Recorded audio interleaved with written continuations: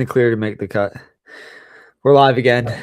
Starting off with disappointing golf. I don't know. Maybe Doug makes the cut, but it's not looking promising for me at this point. Unless I don't think it'll be 2. It'll probably be 3. So unless you think it stays at 2. Who knows? Maybe the afternoon wind blows and maybe you lucky there, but probably not.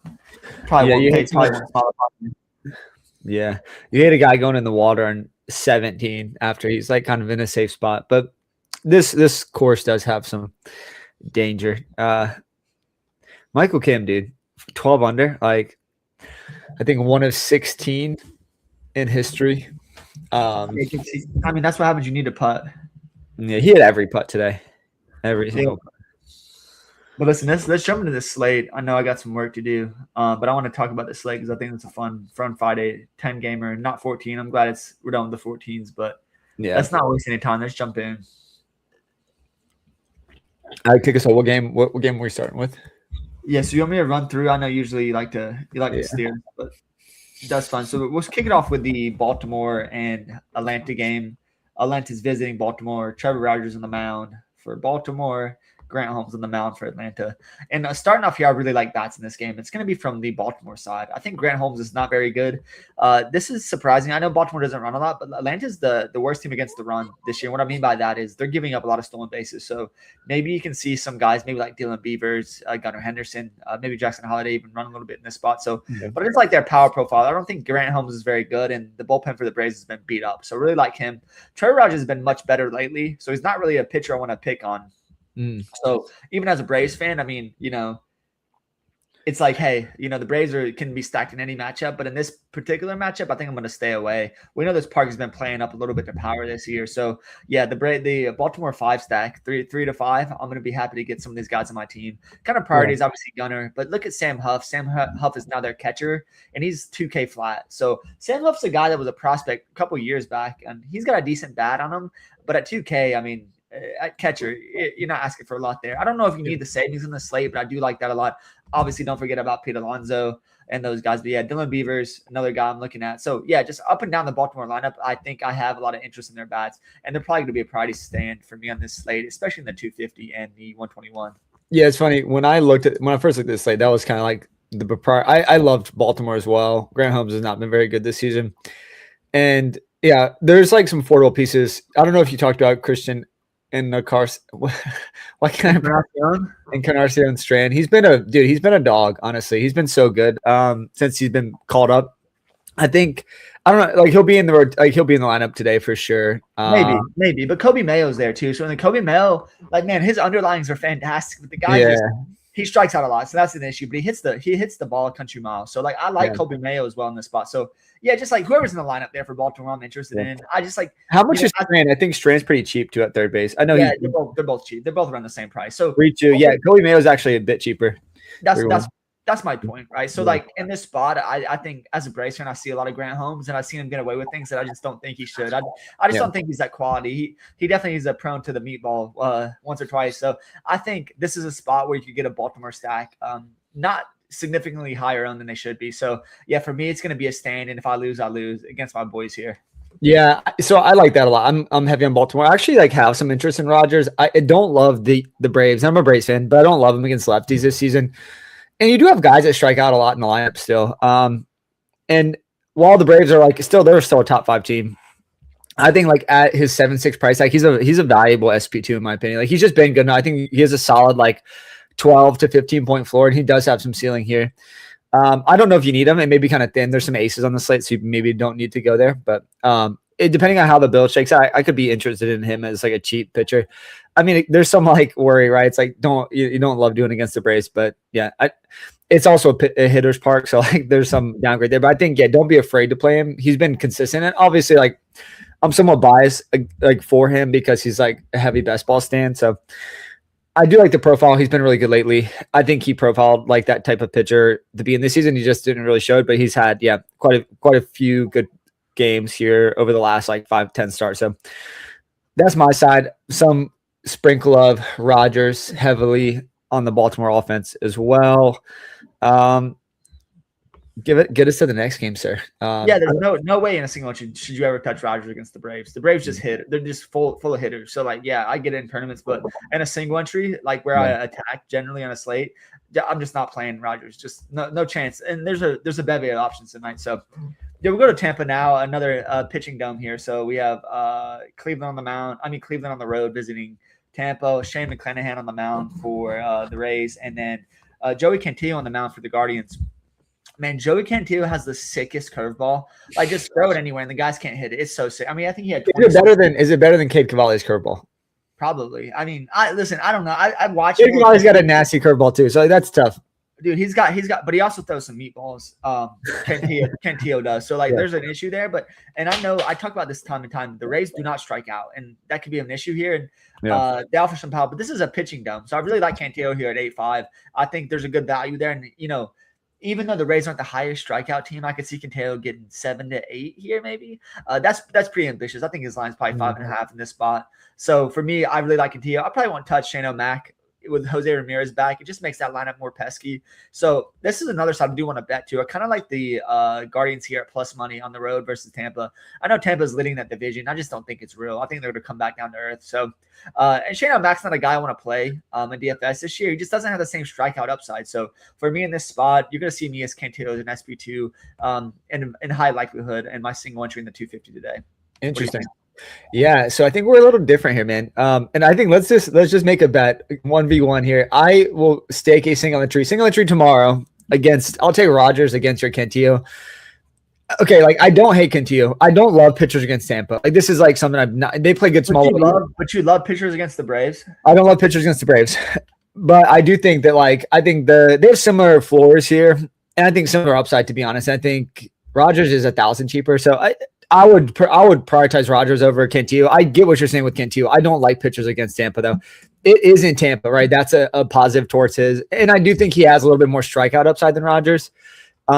But the team, to me, again, it's kind of like an apples for apples. I think it's a fair bet. I think you'd probably be minus money to win that bet, but I'll take that. What do you think? A single entry? Single entry tomorrow? Yeah, Cantillo dwarfs Rogers today. Okay, just give me your projected points in DraftKings. I'm not a machine. I'm not a projection guy. I'm just looking at. Okay, but just tell me what do you think the outcomes are? Then whenever a guy like Cantillo has double-digit stringing strikes and back-to-back performances, I take note of that. And last game out, he didn't have the best DFS performance, but 20 swinging strikes, that's meaningful. Those whiffs, that's how you look at underlying guys that can have potentially higher strikeout numbers. So yeah, it's Tampa, but I say this time and time again with Tampa. There's 3 bats you want to avoid, and maybe they don't strike out, but there's just not a lot of danger outside of Caminero in that lineup. Maybe I'll eat my words tonight. It's just there's only one with there's only 1-2 guys with an above 20% strikeout rate on the starting lineup for Tampa. That is the concern I have done. I understand the play Cantillo. I do think 8.5 is an absolutely fair price. I don't think he's underpriced. I don't think he's overpriced. I think he's fair, and it's in Tampa too. But so he's not going to be giving up the long ball. You hope not. But I'll take Rogers straight up over him. I don't hate the call there. To me, this is an avoid game. I'm not going to be playing bats or pitchers from either side. Shane McClanahan, to me, we saw shakiness in the last start. I also just don't think he goes long enough at 9K. Cleveland's not super healthy, but I don't think you stack against McClanahan here. To me, this is just an avoid game. I'm not going to rail against Cantillo. I think he's safe for in the 12 to 15 range, and maybe he can produce one of those upside games, the 27 to 30 point performances, and he does have that in his bag. But yeah, I'm not going to be getting here in any meaningful way tonight. All right, let's go to the next game. Then we have San Diego visiting Miami. Real quick. So what do you think? You want to take that? Sure, I don't give a shit. Yeah, run it. I'm not scared of it. Listen, it's obviously the favor. I get a huge benefit there. Taking Cantillo, I think there's far more value. Listen, do you hear the geese honking out there? It's absolutely insane out there. I don't know what they're honking at. But yeah, so let's go to the next game though. I think San Diego. This is a spot I do want to target bats. We have listen. I know you just jumped back in. Did you hear the geese out there? No, that was my daughter. Also, she was like, "Where's mommy at?" I'm like, "Dude, she's outside, probably chasing them damn geese away." Yeah, dude. They're so cute. Dude, the two geese. Go ahead. Heavy. But let's move on. But we have San Diego visiting Miami. This is a spot I do want to target. I'm a little worried about the opener long reliever situation here in Miami today. So Gusto's going to run, and he's the opener, and then you have Fulton coming in. So that's righty-lefty. I don't love that generally, but I think Gusso's going to go 3 or 4 innings. I don't think Gusso's any good. And then you have Fulton coming in after him, a lefty. So you don't really stack the handedness in this spot. But yeah, I do like San Diego a lot. And I say this time and time again, Miami's another team that gives it up in the base pass. So maybe get some of these base runners in there. Maybe Cronenworth's in there. Obviously Tatis, Merrill. Those are the guys I'm focused on tonight. Jeremy Marquez on the other side for San Diego has not been any good. So I totally understand the Miami stack tonight.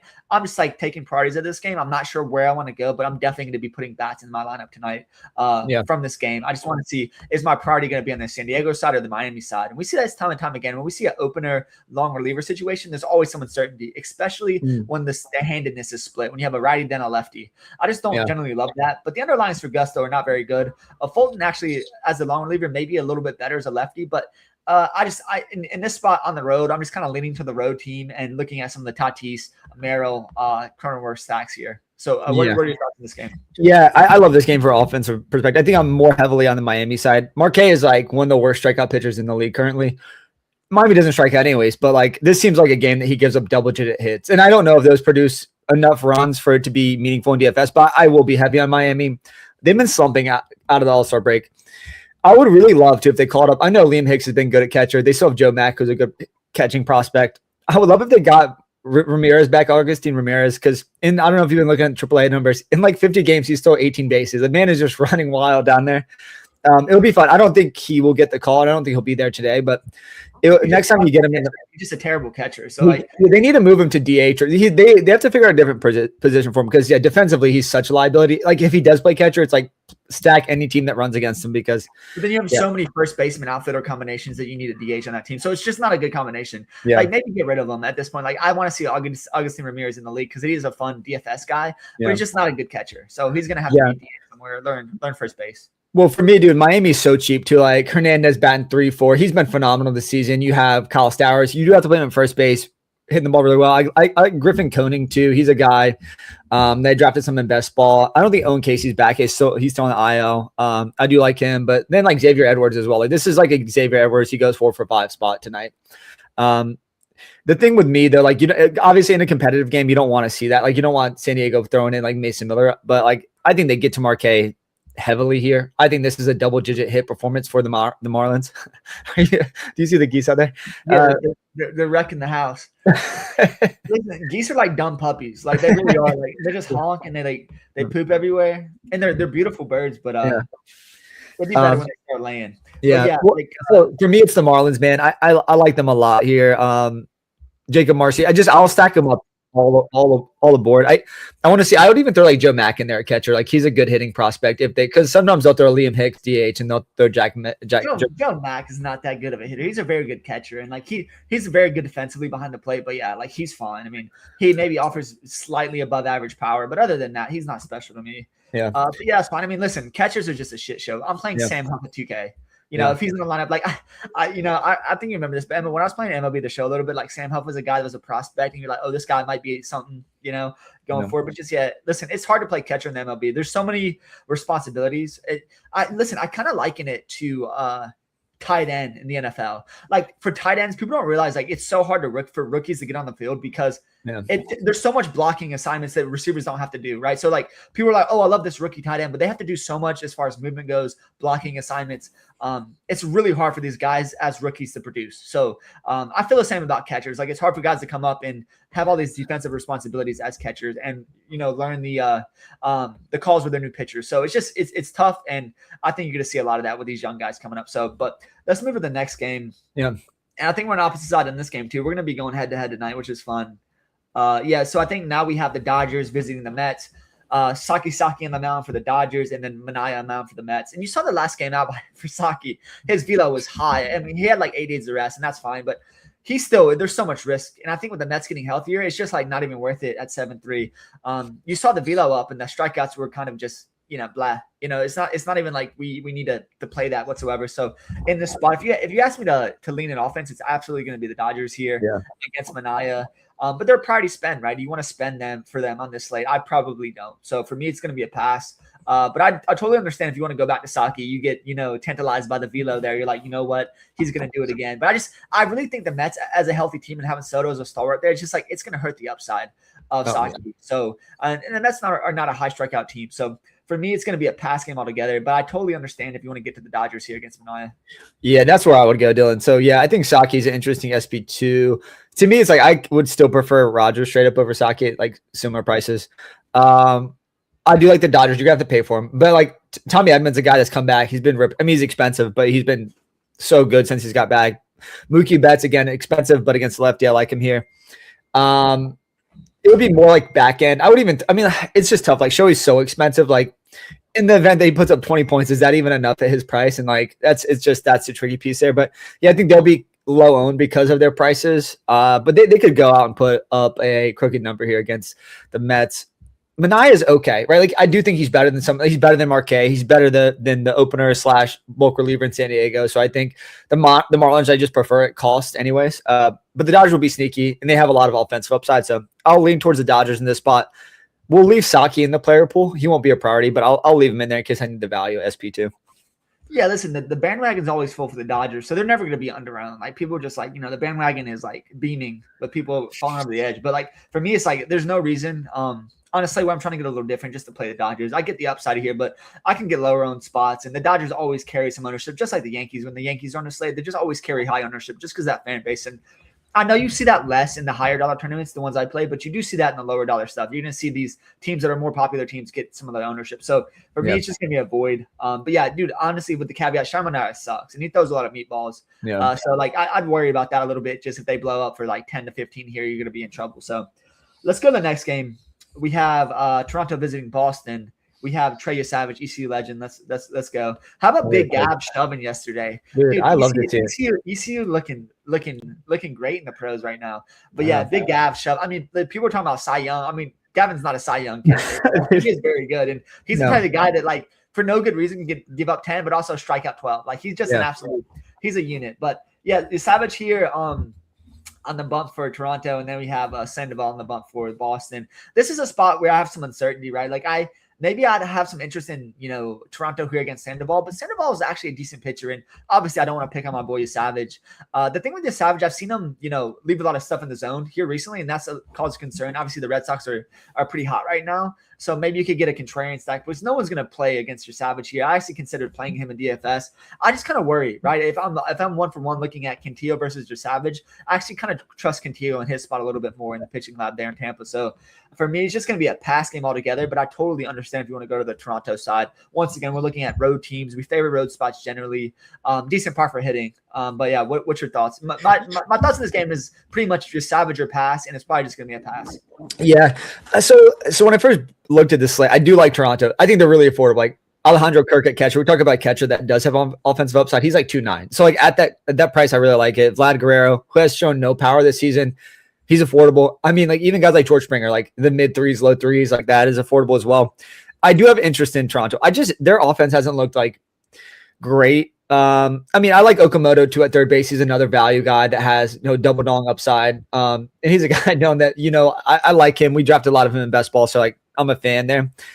I think it could be somewhat sneaky. When I break this down, though, it's like they would probably make more of like a 3-man stack than a 5-man stack. Just the players that I like. I don't think Varsh will be in against a lefty, but like Okamoto, Vlad, and Kirk, like in the heart of the order, would be a good way to attack the game. Again, on the road against Sandoval, who's the stuff actually has been pretty good. So there's some concern, but I think at their cost. I always like Patrick Sandoval was hurt a little bit, so I've always kind of liked Patrick Sandoval. So that was my concern. Is like, is he actually the decent pitcher we thought he could be? Right. And it's really just like, when you get to this point in the season, you have a lot of league average guys in the rotation just because of injuries. They're trying to limit guys' innings and things. And I think Patrick Sandoval lays pretty securely right above that league average. Yeah, I think he's slightly above league average, and we see the league average and better pitchers get hit all the time. So if you're just like, hey, I want to make my stand this, and Toronto's going to be pretty low owned, I totally get it, right? And that's what I play. I'm like, make my stand. If I'm wrong, I'm wrong. I'll wash my hands and go to the next slate.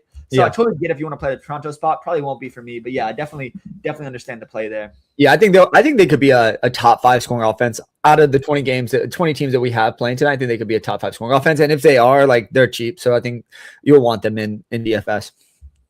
Let's move to the next game. This is a game of two guys I've never really fully believed in, and they constantly burn me when I play them or when I stack against them. That's Davis Martin, my arch nemesis, and then Spencer Arrighetti for the Astros. Both of these guys are guys that I just don't think are very good. But then they'll go out consistently, have good start, bad start, good start, bad start. It's like, what do you want to do here? And Davis Martin's underlying stuff has been pretty good this year. He's a guy I thought could exit the rotation. I thought he just wasn't very good, and he seemed to change his pitch mix up a little bit this year, and it's really helped him out.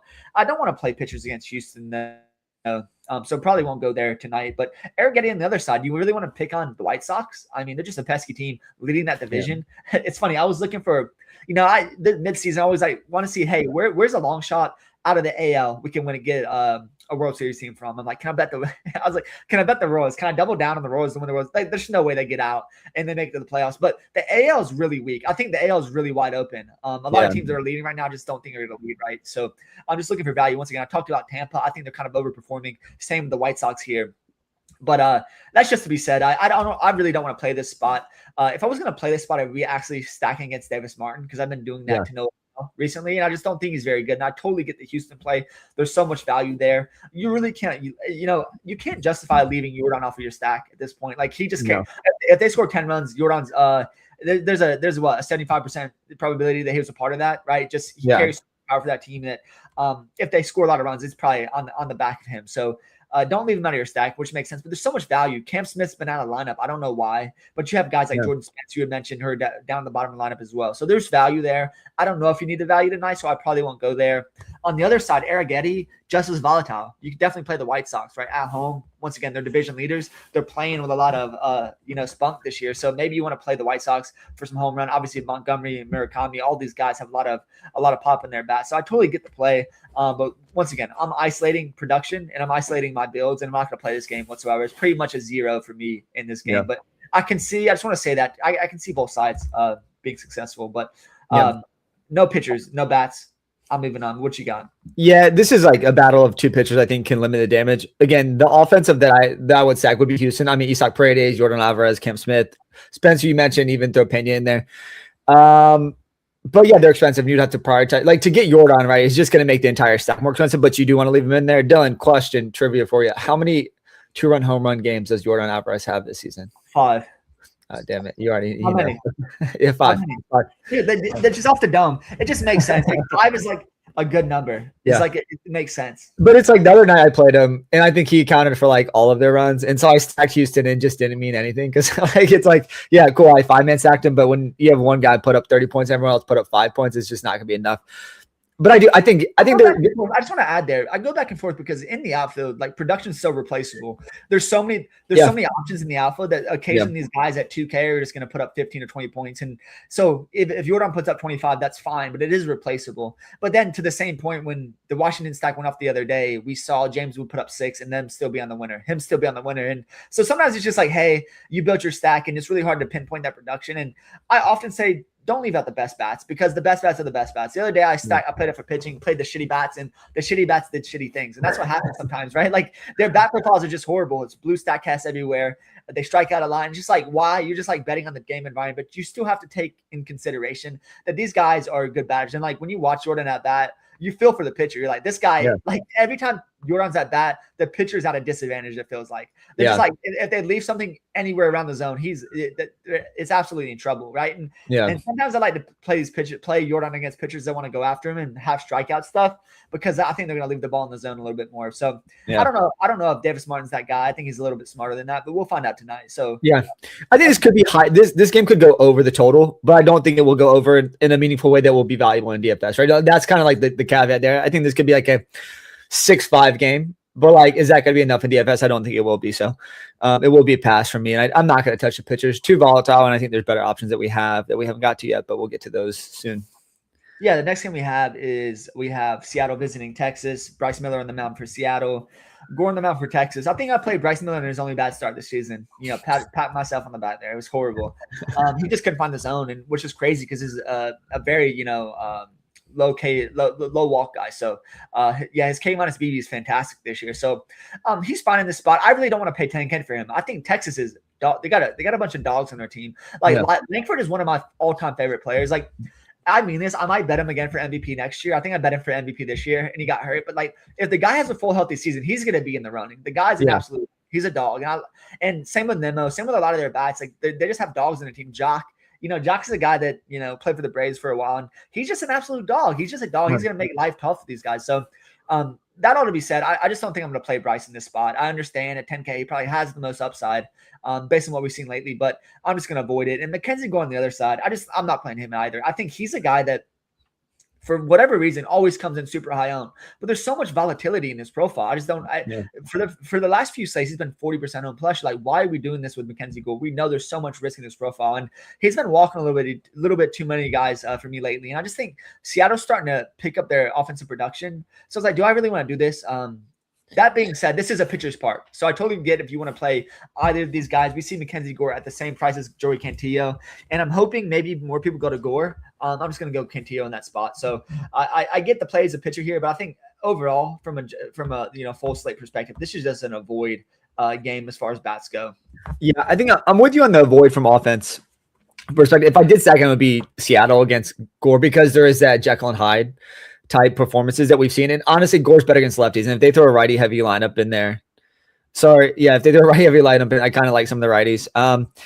I do have interest in Miller though. Miller has a 30% strikeout rate. He walks no one, as you mentioned. He did, like once in a while have like a weird start, but like for the most part, I think he's really safe. I think 10K is like a fair price. I know you don't love it, but I feel like he's safe for 22, 24 points, and he does have upside for 30 plus here. Just like an elite K. I mean, the caveat here is like if you look at the Texas lineup, go to like StatCast and look at their strikeout rates. There's really no guys that strike out more than like 25%, which is not, you want a couple of easy outs. Jake Berger is one of those easy outs, and I love Jake Berger. He's like a double dong, but he also will strike out 4 times in a game. So yeah, I think I'm heavy on Bryce Miller. He'll probably be most of my builds tonight. I know the cost is kind of high, but I think it's totally warranted here, and I like him a lot. So I'll be getting to him in a meaningful way. I won't be playing Gore though, and I think I may sprinkle some Seattle effects. And we just gotta be cautious when we look at strikeout rates for StatCast, right? Because it's looking at the whole picture, right? But when we, you try not to be too recency biased, but the 2 recent starts for Bryce Miller, the strikeouts have been down, and those 2 starts are against teams where obviously Miami doesn't strike out. Bad performance there for him. That's where I played him, right? But then 15 points in DFS against San Francisco and Seattle, not great, and only 6 strikeouts. There's a little bit of concern there. It's like, is he actually that 30% strikeout guy, or is he more in the middle of what he was these last 2 starts? So that's the thing for me. Is he actually worth that 10K price tag? We'll find out tonight. But there's some risk there. It's not like he's just been smooth sailing, but his stuff is great. Bryce Miller's always had great stuff, but he just hasn't been able to put it together. If he strikes out 10 in this spot, it's probably going to affect me negatively. But there's a guy I like a little bit later that thinks safer in a more pitcher friendly environment. It's not going to be hard to guess on that one. Yeah. Let's go to the next game. We have the Athletics visiting the Twins. Zebby Matthews on the mound for the Twins, and then Jacob Lopez on the mound for the Athletics. Battle of 2 pretty shitty pitchers. I think you look at Jacob Lopez, his underlying stuff in StatCast looks okay. He's just not very good. Neither of these guys is very good. And I think Zebby Matthews is a guy that's always carried this prospect pedigree for the last 2 years. We assume he's going to be something. He is just not. That being said, the Athletics have been struggling at the plate lately. Kurtz being out, that line has really, really hurt this lineup. Yeah. Like, if I'm playing one guy in this game, it's Law Dog, just because I have my best ball bags packed to him, and I really need him to turn up the Jets here these last couple of weeks. But he's been pretty bad. But yeah, for me, it's just like, this is a game where there's probably going to be offense, and you're probably going to want to get bats, right? So if I'm looking at some priority bats in this game, it's going to be, like I said, Law Dog. As I'm looking at ownership as well. Like, Law Dog's going to be low owned. We have Royce Lewis for the Twins. These are 2 guys I like that are really middle priced that you can get some, I think, lower ownership on. So obviously, don't forget about Buxton. Don't forget about Langoliers, some of the top bats here. But I think this is a good game if you want to target offense.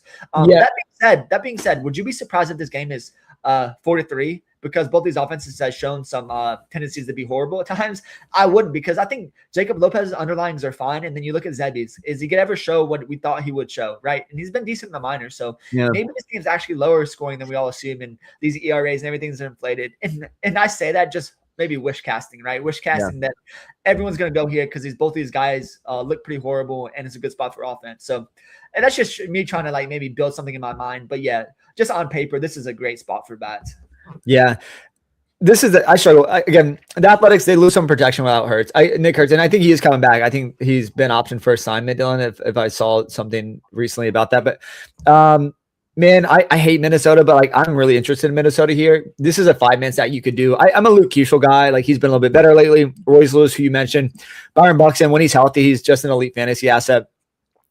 I don't love playing Cody Clemens at that price, but like, man, offensively, he's been great lately. So, I think don't forget about Minnesota. But with that said, I think they have largely overachieved on the season. And so this is going to be a void spot. I do think the field will get here just because I think it's a high total. It's a good game environment for offenses, but there's risk, right? Me and you both kind of like the Athletics from like a best ball season long perspective, but like when they're not healthy, it's just tough to play them. And I think I do believe a little bit more in Zebby Matthews than like what he's shown. I think there's been some spike performances too, so maybe he starts to figure it out the deeper in the season we go. With that said, I think I lean towards the Minnesota Twins. Yeah, I hate playing the Twins, but I may sprinkle them in some DFS lineups tonight.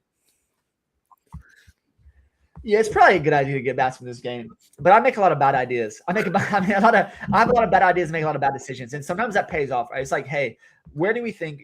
Just and once again, I'm handing the dirt. I'm playing mostly single entry, high stakes, and just like looking, hey, are people going to really target this game at a high clip? It looks like it because both these guys, both their surface level numbers and their underlyings are horrible, and there's a ton of affordability here. So maybe it's just like a wing and a prayer that hey, people go to this game and both these offenses underwhelmed, and then I'll be ahead of the field. So we'll find out tonight. But yeah, definitely a spot if you get the thoughts from this game, if you stack this on both sides and it goes off, kudos to you, and it's probably the right call.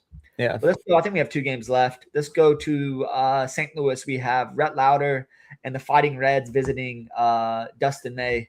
Man, he was no-hitter that one time and then just fell off since. But yeah, that's May though. It's funny. I was talking shit about him and like multiple, and every time I talk shit about him, he went off. But like that is the Dustin May experience. He does have this stuff, and like when he played for the Dodgers, he had the stuff to be an elite pitcher, but like he's a mini Charizard. Like he has that elite pedigree, but then he just misses all his pitches, walks a bunch of guys, gives up a couple home runs, and before you know, he's giving up 7 runs in 3 innings.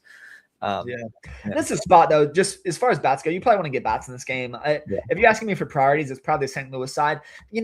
Another guy that sometimes I just get too high on these guys that have prospect pedigree. I thought Rhett Lauder would be better than he was. He's just not very good either. And him not being very good paired with St. Louis being very good, in my opinion, their offense is just dynamite this year. They're so fun, and my feelings on Jordan Walker. I'm not gonna victory lap my 86% best ball shares, but I will say like if he leads me to the promised land, I'm gonna be flexing on that. And like it's so fun because he's playing at like an MVP level. The guy's just he's got such a sweet swing, and I'm glad he showed that off in the home run derby. But yeah, I mean, the price is baked in now, right? But like 1 through 4 in that lineup, you got Weatherholt, you got Burley, ECU legend. Let's go. Yeah. And you have Herrera, and Velasquez probably won't be in here. Obviously, you got a righty on the mound, so probably won't see Velasquez. But I mean, all these guys like the Cardinals are a very good lineup. So like, man, it's a spot you probably want to target. I don't know if I'll get there. I'm probably, the Cardinals are the type of team. I think if you want to stack them, don't play one-offs. You want to get them because they'll turn that lineup over pretty quickly. So for me, it's going to be a 3 to 5 man if I play them.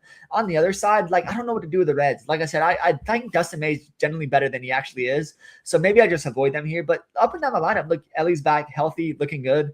You have obviously Sal Stewart. You have a lot of healthy bats. JJ Bleday, just looking phenomenal this year. So for that being said, there's a ton of bat options. You probably want to play this game. It isn't a pitcher's park. And Dustin May is a guy I think that's a little bit better than his numbers do suggest. So I totally get the play there. Obviously, I'm going to stay away. But yeah, for me, it's going to be the Cards and probably a Cards bet as well. Yeah, I do like the Cardinals here a lot. I think they're a really sneaky 5-man stack too. I don't know if they'll go. I think they may go under own being in Busch Stadium. Well, Lauder's just not very good. I mean, you just look at the most recent starts. It's been bad. And like, go to StatCast. It is as blue can get. I think he had like 11 hits in 2 innings. Last start, 8 runs. I think you could see something like that here again. There was like at one point, like some inkling that, he had like 1 or 2 starts. Like, oh, maybe he's getting into form, but it just does not look good. He may not be on the roster at the end of the season either. So I like St. Louis. They're expensive, Dylan, so you're going to have to prioritize them. To me, like straight up, I just prefer Miami over St. Louis, and Miami's just cheaper too. So like if I'm going to pay it for pitcher, if I want to get Miller and Webb, who we'll talk about next, I just think that it's going to be tough for me from a price standpoint. But I could see a 5-man St. Louis stack and winning people some money tonight. I don't like May. I don't think he's very good. I think he does have the spike performances, but for the most part, like I think you'll win money long term stacking against him. Cincinnati is just so hit or miss these days, and like. You do have some guys at the top lineup, like, that have DFS upside with Ellie De La Cruz, Sal Stewart. I'll even throw Spencer Steer in there, but like it can get weak pretty quickly there. And it's like, if 1 or 2 good performances is like tough from a stacking perspective. So I side heavily with St. Louis. I think St. Louis does win this game. I think this could be a shootout though. This could be like an 11-7 game. You're like, shit, I should have stacked this game up. So, but I'll start with JJ Weatherholt's a monster, but you're paying $5K at second base. That's what I'm saying. But he can be a separator, and you probably will get him at lower ownership because people generally, for whatever reason, they tend to find their value in these infield positions. And you see JJ Weatherholt top of the price. for St. Louis. You're like, man, I don't know if I can afford him, but like maybe that just makes him even a better play because he does run. He has some pop in his bat. So listen, if I'm looking for a 3-man, I can't leave my boy Jay Walks off. Like Jay Walks is gonna go Dong Dong City tonight. So like I'm excited. And like there's something about them playing at home. I'd have to look at the numbers, man. They just get up. Don't forget about the guys at the bottom too, because like Mason Wynn and these guys have like a sneaky upside and they still bases. So it's just like I need to keep that in mind as well. And Cincinnati is another team that gives it up in a base pass. So that's just another boon for I think Jay Walks has 20 stolen bases almost. We have JJ Weatherholt run. So listen, I think the St. Louis, the more I talk about it. I know, dude, you're talking, and honestly, from like if I did like a 3-man stack too, I would love to throw like Walker, but now they're like Herrera and Weatherholt in because you mentioned this with Jordan, right? Like I think you can win at the onesie positions easier. That's how you can win a slate a little bit easier because if Walker puts up 27, that's great in the outfield. But if Herrera or Weatherholt put up in like the 25 to 27 range, you're going to want to have them because it's going to be hard to replace that at a singular position. So like when I am filling out stacks, I like getting like big upside at those positions. So yeah, I don't know. I may have talked myself into a little 3-man, 5-man stack for St. Louis. I mean, Herrera's fine, and I love Herrera. Obviously, he's a way better hitting catcher than Sam Huff. But if Sam Huff's in the lineup tonight at 2K, I won't build a team without him. Like there'll be 0 teams I have Sam Huff on, and he'll get 0, and that'll be fine, and I'll wash my hands. But I believe in the talent, and I think at that price he's just too cheap in a stack I really do like. So listen, let's go to the next game because I think I have a hard out at 2:30. So last game of the slate, we have Grayson Rodriguez and the Angels visiting San Francisco and Logan Webb. This is a spot, man. It's funny. In best ball, I was like looking for because we look at rotations. Hey, who do you want to cheap? I'm like, maybe Grayson Rodriguez is worth a stab.